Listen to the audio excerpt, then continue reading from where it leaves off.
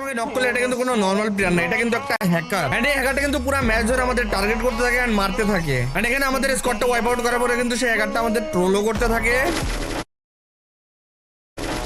এখানে আমি অলরেডি ভেবে নিয়েছি আমি এখানে হ্যাকারটার ফিল্ডিং সেট করে ছাড়বো। আরে তুমি লাগাও স্কেরি ভাই, পাগল নাকি?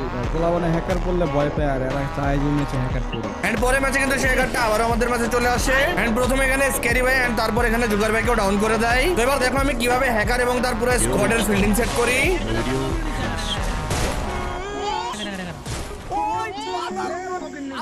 তো প্রথমে এখানে আমি হ্যাকারটাকে মেরে দিই এন্ড তারপরে কিন্তু তার বাকি দুইজন টিমমেটকেও মেরে দেই।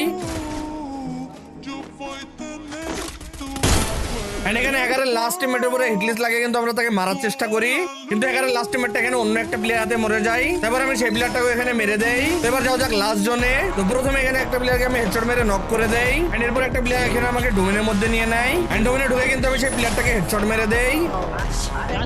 তো এখন শুধুমাত্র লাস্ট প্লেয়ারটা বেঁচে আছে, যদি এই প্লেয়ারটাকে মেরে দিই তো সবাই মিলে কিন্তু সাবস্ক্রাইব করবা।